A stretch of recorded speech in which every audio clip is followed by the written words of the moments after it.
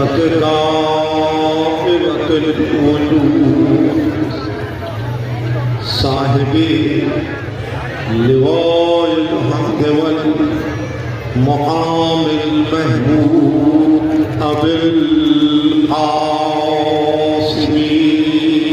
محمد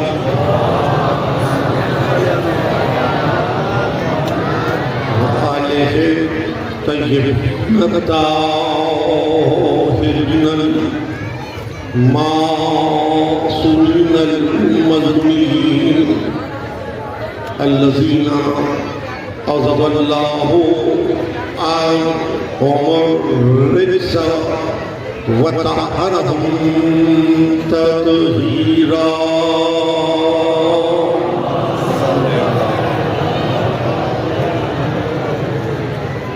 اما بعد فقد قال اللہ سبحانہ وتعالی فی محکم کتابہ الحکیم وهو أصدق الصادقين فأقم وجهك للدين حنيفا فطرة الله التي فطر الناس عليها لا تبديل لخلق الله ذلك دين القيم ولكن أكثر الناس لا يعلمون صلوات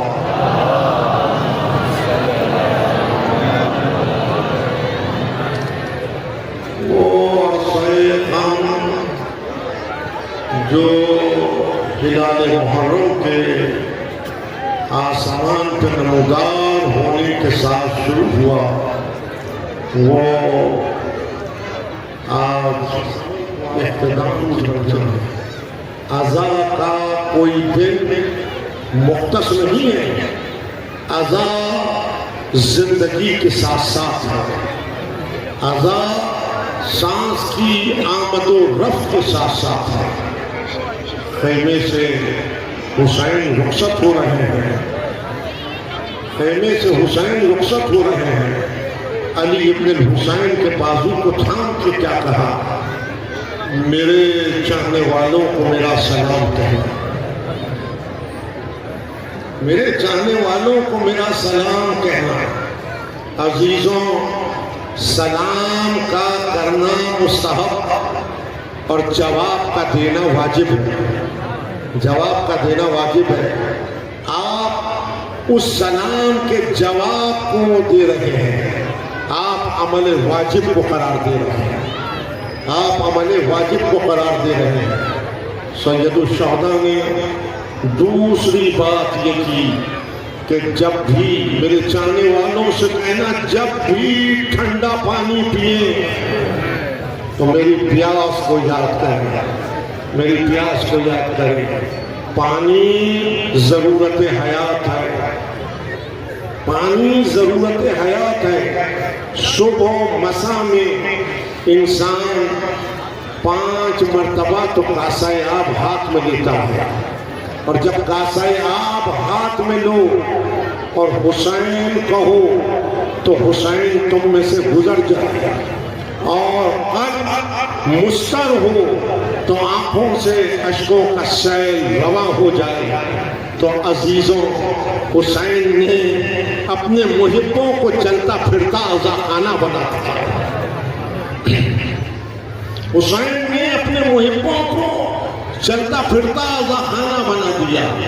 جس میں حسین اتر گیا اس نے مقاصد انبیاء کی تکمیل کی، جس میں حسین اتر گیا اس نے مقصد بعثت رسول کی تکمیل کی، جس میں حسین اتر گیا اس نے اپنے مقصد حیات کی تکمیل کی۔ نہیں، جس میں حسین اتر گیا وہ دفتر کرب و بلا کا دیباچہ قرار پا گیا، وہ دفتر کرب و بلا کا دیباچہ قرار پا گیا۔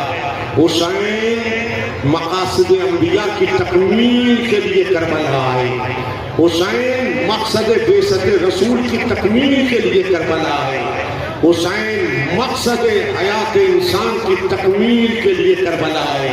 حسین نے تا صبح قیامت تمہاری عادت کو عبادت بنا دیا، حسین نے تا صبح قیامت تمہاری عادت کو عبادت بنا دیا۔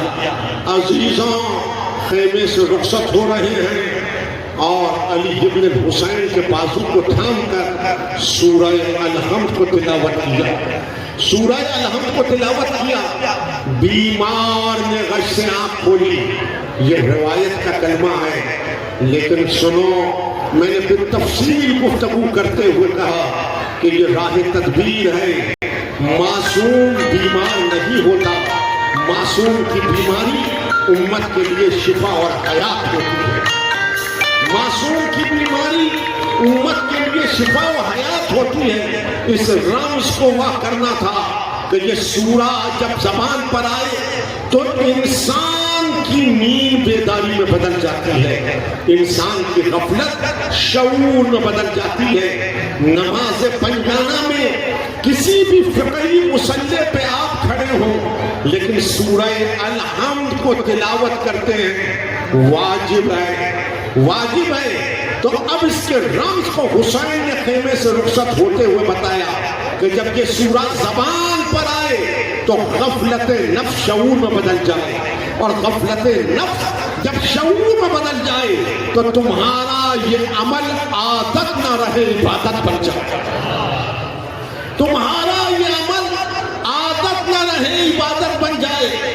جاؤ دنیا میں انسان کسی دائرے میں کھڑا ہو، اسے روک کے پوچھو کہ حسین کہہ کے کیا ملا، ایک مکالمہ آپ کے کانوں سے ٹکرائے گا کہ حسین کہا میری نیند بیداری میں بدل گئی، میری غفلت شعور میں بدل گئی۔ حسین کہا میں نے اپنے نفس میں انقلاب پایا، اس لیے کہ حسین نفس میں انقلاب پیدا کرتا ہے۔ کربلا انقلاب نفس انسان کا دوسرا نام ہے۔ حسین نے حر کا کلمہ نہیں بدلا، حر کی کتاب نفس کو منقلب کر دیا۔ حسین نے حر کا کلمہ نہیں بدلا، حر کی کتاب نفس کو منقلب کر دیا۔ جس نے حسین کہا اس نے راہ میں حیات کو گم نہیں کیا، اس نے حیات کو منزل مقصود پہ لے جا کے قیام دے دیا۔ دیکھو، کل بھی راستے سب کے ایک تھے، آج بھی راستے سب کے ایک ہیں، لیکن کربلا دیکھ بھال کا راستہ، کربلا دیکھ بھال کا راستہ ہے۔ یہ مجلسیں تمثیل کربلا ہیں، یہ مجلسیں دیکھ بھال کا راستہ ہیں۔ راستے کل بھی سب کے ایک تھے، راستے آج بھی سب کے ایک ہیں، لیکن جو دیکھ بھال کے چلے گا وہ منزل مقصود پہ حیات کو قیام دے گا، وہ منزل مقصود پہ حیات کو قیام دے گا۔ منزل مقصود کو اصطلاح قرآن میں دین کہا جاتا ہے، منزل مقصود کو اصطلاح قرآن میں دین کہا جاتا ہے۔ حسین کہو نفس کے اندر یکسوئی پیدا ہو، اور جب نفس میں یکسوئی پیدا ہو تو حیات دین پر آ کر قیام پذیر ہو جاتی ہے، حیات دین پر آ کر قیام پذیر ہو جاتی ہے۔ عزیزوں، راستے کل بھی سب کے ایک تھے، راستے آج بھی سب کے ایک ہیں، لیکن سنو، کلمہ کل بھی سب پڑھ رہے تھے، آج بھی پڑھ رہے ہیں، لیکن انسان خطا کا پتلا ہے۔ حسین کہے تو خطا معاف ہو، اور حیات منزل مقصود پہ قیام کرتی ہے، تو راہ خطا پہ حر بھی تھا اور حر ملا بھی تھا، راہ خطا پہ حر بھی تھا اور حر ملا بھی تھا۔ منزل اسے ملی جو چلا دیکھ بھال کر۔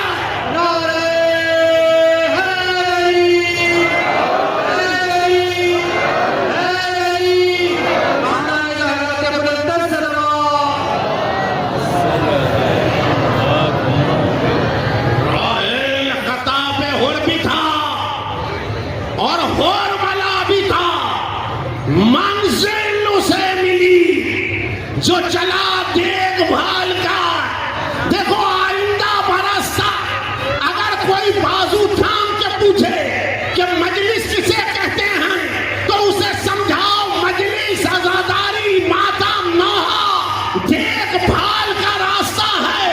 اگر یہ راستہ نہ ملے تو حرمتہ بنتا ہے، اور اگر یہ راستہ مل جائے تو حر بنتا ہے.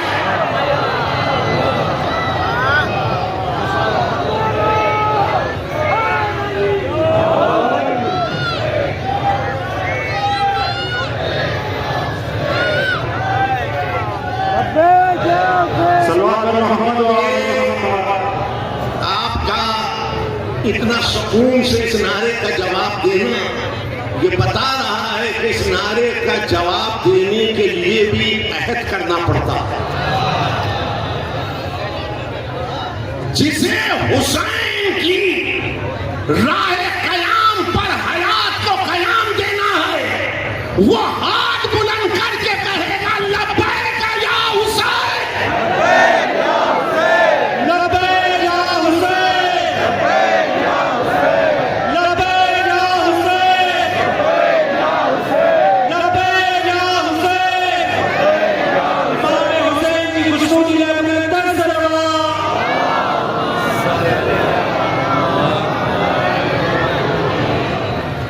رحمت دی آپ کو، رحمت دی میں نے آپ. حسین نوشتہ حیات ہے، حسین نوشتہ حیات ہے. حسین منزل پہ حیات کو قیام دینے کا نام ہے. حسین منزل پہ حیات کو قیام دینے کا نام ہے. میرے عزیز پوچھتے ہو حسین کون، پوچھتے ہو حسین کون، تو سنو جوش کی آواز میں آواز ملاؤ. اے بارے الہ نوحہ سناتا پھرتا،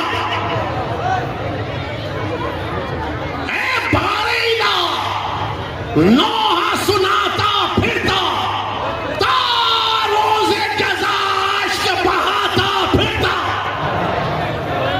تا روز جزا عشق بہاتا پھرتا. امداد نہ کرتے جو ترس کھا کے حسین، اسلام تیرا ٹھوکرے کھاتا، اسلام تیرا ٹھوکرے کھاتا پھرتا. کہو یا اللہ مدد، کہو یا اللہ مدد. اللہ کے ہوتے ہوئے اسلام محمد، اللہ کے ہوتے ہوئے اسلام محمد شبیر سے جینے کی دعا مانگ رہا.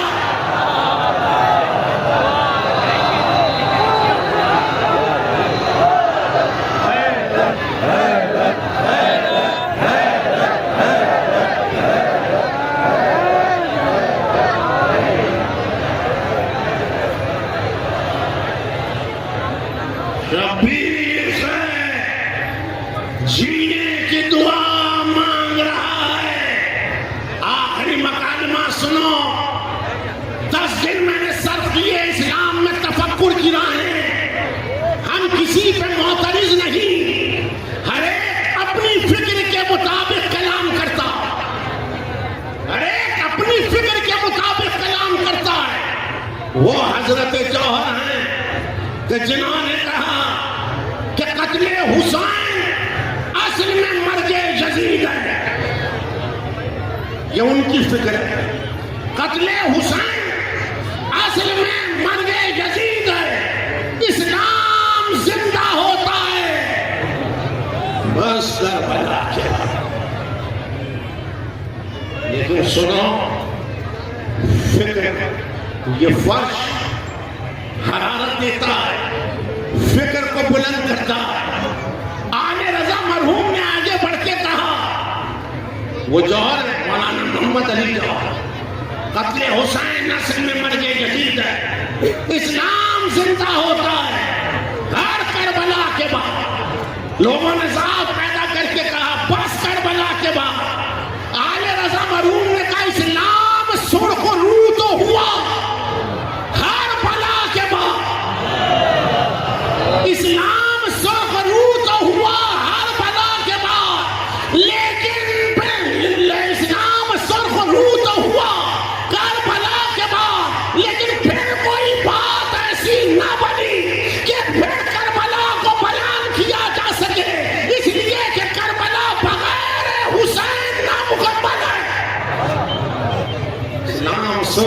تو ہوا کربلا کے بعد، لیکن پھر وہ بات نہ بن سکی، اس لیے کہ حسین کے بغیر کربلا نہ مکمل ہے۔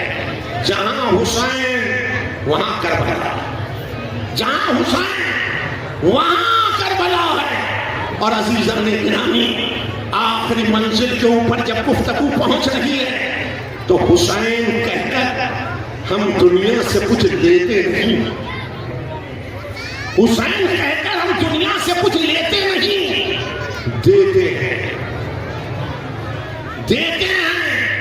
حسین نے دنیا نجس سے کچھ لیا نہیں، حسین نے دیا ہے، حسین نے دیا ہے۔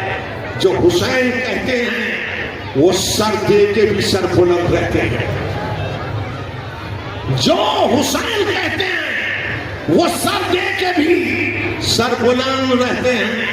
لیکن جنہوں نے حسین کہنا نہیں سیکھا وہ ہمیشہ سر نگو رہتے ہیں، وہ ہمیشہ سر نگو رہتے ہیں۔ حسین سر انسان کو بلند رکھتا ہے، حسین سر انسان کو بلند رکھتا ہے۔ یہ علم جو آپ نے ہاتھوں میں اٹھائے یہ اسی سر کی تمثیل ہے، یہ اسی سر کی تمثیل ہے۔ وہ سر آج بھی بلند ہے، وہ سر آج بھی بلند ہے، وہ انسانیت کا سر ہے۔ جہاں علم بلند ہوتے ہیں وہاں سر انسان بلند ہوتا ہے، جہاں علم بلند ہوتے ہیں وہاں سر انسان بلند ہوتا ہے۔ یہ علم جہاں جہاں بلند ہے سر انسان بلند ہے۔ اس لیے ممبر سے کہتا ہوں حسین مسئلہ مذہب نہیں، حسین مسئلہ انسان، حسین مسئلہ مذہب نہیں، حسین مسئلہ انسان ہے۔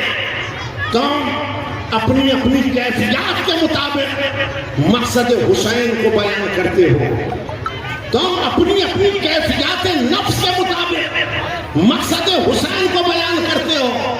2 ماہ 8 دن کانوں سے کیا مکالمہ ٹکرا کہ حسین نے بھرا گھر لٹا کے کلمہ بچا لیا، حسین نے بھرا گھر لٹا کے نماز بچا لی، حسین نے بھرا گھر لٹا کے شریعت بچا لی، حسین نے بھرا گھر لٹا کے اسلام بچا لیا۔ اپنی کیفیت نفس میں مقصد حسین کو نہ ڈھونڈو، مقصد حسین کو آئینہ قرآن میں ڈھونڈو،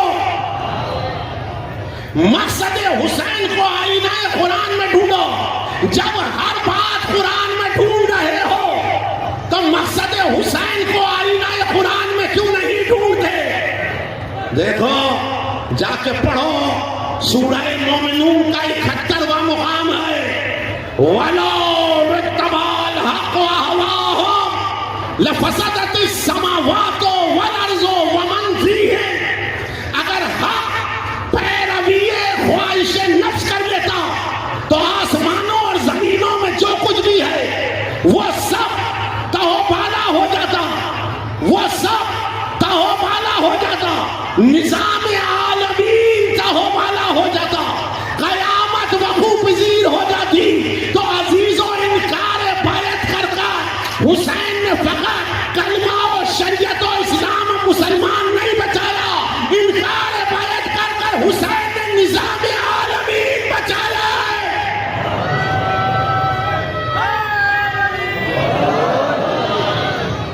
حسین رحمت للعالمین کا نواسا ہے، حسین منزل منیت پر ہے، رحمت للعالمین نمائندہ عالمینی ہے۔ منیت کی منزل پہ حسین نمائندہ عالمینی ہے۔ حسین نے شہادت کے ذریعے سے صاحبان رحمت امت پہ تان دیا، حسین نے شہادت کے ذریعے سے صاحبان رحمت امت کے سر پہ تان دیا۔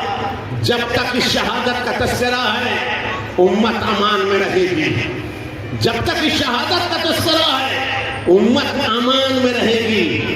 ہاں 10ویں محرم کی شام کو لوٹنے والوں نے محمد کی نواسیوں کے سروں سے ردائیں چھین لی، لیکن وہ ردا آج بھی امت کے لیے امان ہے، وہ رضا آج بھی امت کے لیے امان ہے، جب تک اس رضا کا تذکرہ ہے، جب تک اس رضا کا تذکرہ ہے انسان خیر و شر میں تمیز کرے گا، جب تک اس رضا کا تذکرہ ہے انسان نیکی و بدی میں تمیز کرے گا، جب تک اس رضا کا تذکرہ ہے حق و باطل کے اندر مبادہ تخصیص قائم رہے گی، جب تک اس رضا کا تذکرہ ہے ظالم و مظلوم میں فرق رہے گا، ظالم و مظلوم میں فرق رہے گا۔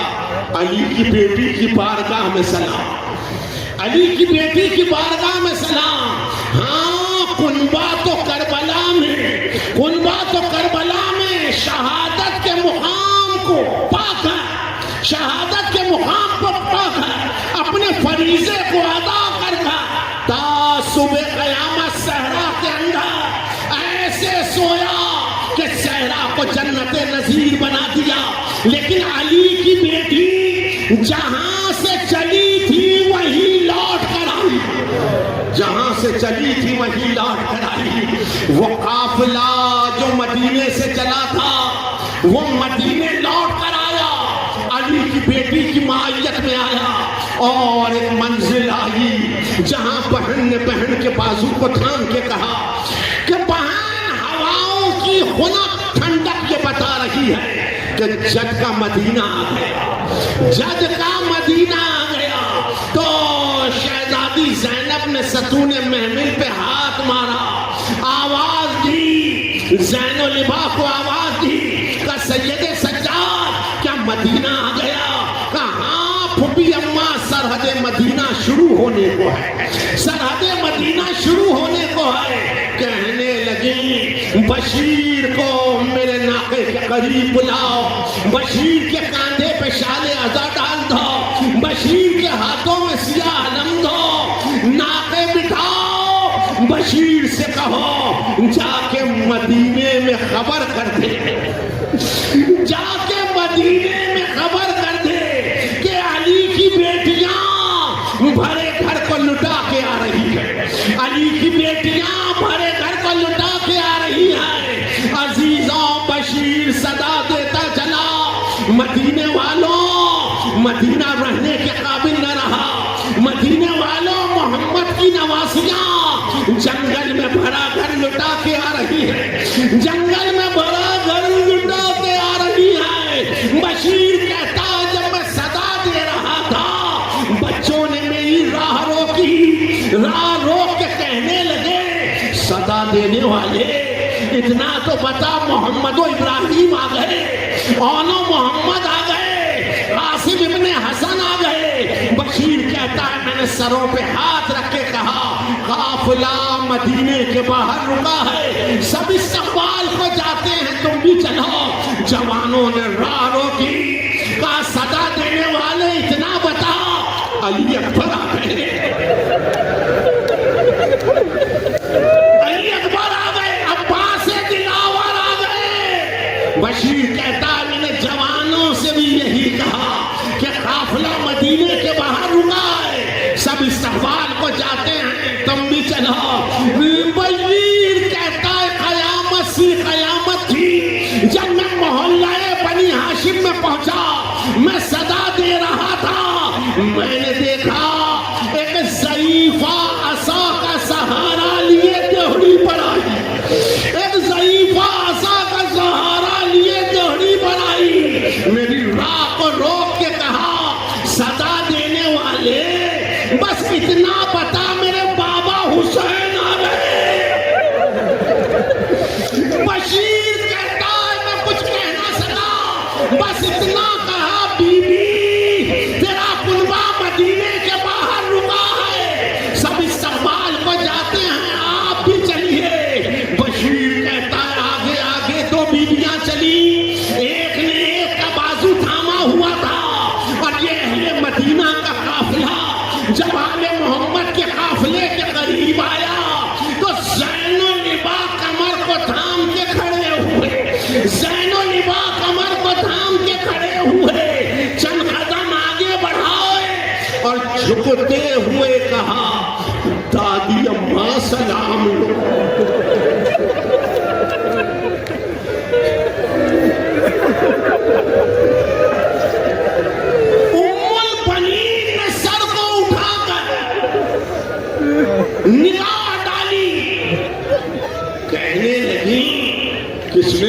سلام کیا؟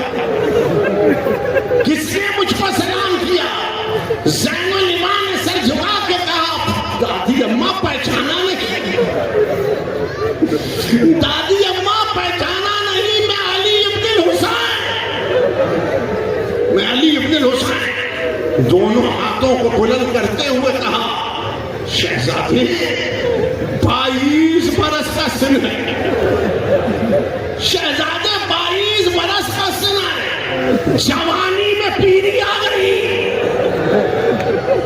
جوانی میں پیری آ گئی۔ سید سجاد نے سر کو پیٹ کے کہا دادی اماں جو ماں بہنوں پھوپھیوں کے ساتھ بازار و دربار میں جائے وہ جوانی میں بوڑھا نہ ہو جائے تو کیا ہے، وہ جوانی میں بوڑھا نہ ہو جائے تو کیا ہے۔ وہ بیوی جو عصا کا سہارا لیے تھی ایک مرتبہ آہستہ آہستہ آگے بڑھی، ایک بیوی کی حضوری میں آئی، چلتے چلتے رباب کی حضوری میں آئی، تادیر رباب کا چہرہ دیکھا، کہنے لگی کیا تم ہی اماں رباب ہو؟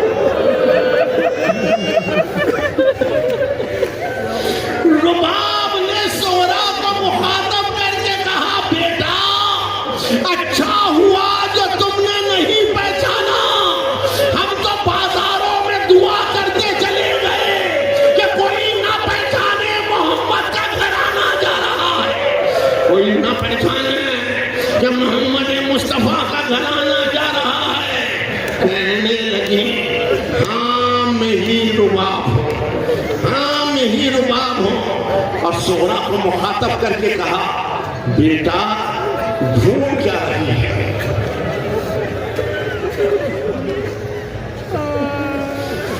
بیٹا ڈھونڈ کیا رہی ہے؟ سغرا نے سر جھکاتے ہوئے کہا اماں جب گئی تھی تو آغوش میں میرا چھوٹا سا بھائی علی اصغر،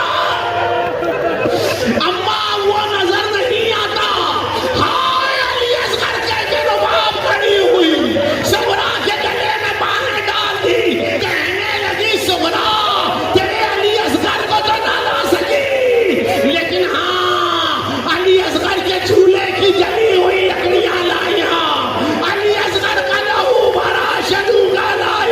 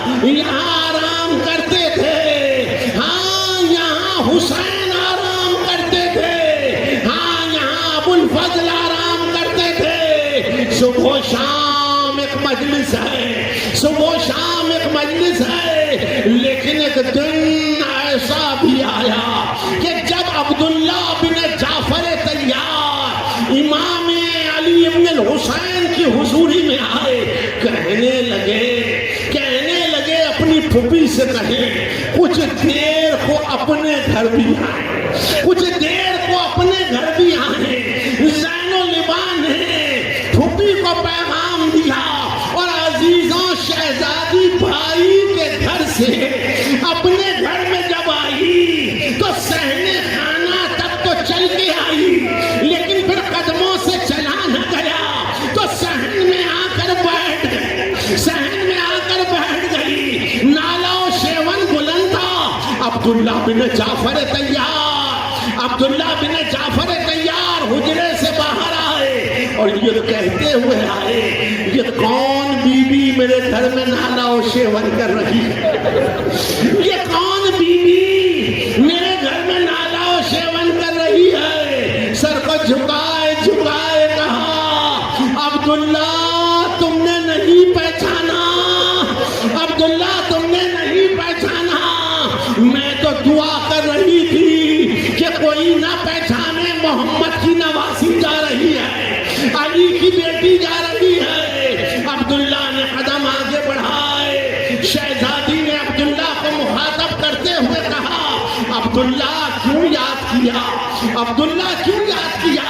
عبداللہ خاموش۔ شہزادی نے کہا، عبداللہ اپنے بیٹوں کے متعلق پوچھ رہے ہو، عبداللہ اولو محمد سے متعلق پوچھ رہے ہو؟ عبداللہ بن جعفر طیار نے رخسار پھیٹ لیے، کہنے لگے، شہزادی وہ تو غلام تھے، غلاموں کا پوچھنا کیا ہے، غلاموں کا پوچھنا کیا ہے؟ کہا، عبداللہ پھر کیوں یاد کیا؟ عبداللہ نے سر جھکائے کہا، شہزادی میں کربلا میں موجود نہ تھا، میں کربلا میں موجود نہ تھا، بس اس لیے زحمت دی کہ مجھے اتنا بتائیں میرا مولا کیسے لڑا، میرا مولا کیسے لڑا، اتنا عبداللہ نے کہا، اور شہزادی نے دونوں ہاتھ کمر پہ رکھے اپنے مقام سے کھڑی ہو گئی اور عبداللہ بن جعفر طیار کو مخاطب کر کے کہا، عبداللہ سنو، صبح سے شام تلا دن ایسے گزرا کہ میدان میں گئے تو کسی کے مرنے کی خبر دے کے گئے، اور میدان سے آئے تو کسی کا لاشا اٹھا کے لائے، کسی کا لاشا اٹھا کے لائے۔ اور عبداللہ جب عصر کی منزلیں قریب تھی تو خیمے سے رخصت پا کر قدم خیمے سے باہر نکال رہے تھے، میں نے آگے بڑھ کے خیمے کا پردہ اٹھا، بھائی نے سواری کو طلب کیا، کوئی سواری کا لانے والا نہ تھا، کوئی سواری کا لانے والا نہ تھا۔ ہائے بے کسی بھائی کی، ہائے مظلومیت بھائی کی، وہ سواری پہ سوار ہوئے اور عبداللہ اب جدھر جدھر سواری چلی میری مستر نگاہیں بھائی کے ساتھ ساتھ چلی۔ عبداللہ کبھی میمنے پہ حملہ تھا، کبھی میسرے پہ حملہ تھا، کبھی قلب لشکر میں درائے۔ عبداللہ الحفیظ الحضر کی صدائیں بلند تھی، عبداللہ میں درے خیمہ پہ کھڑی ہوئی بھائی کو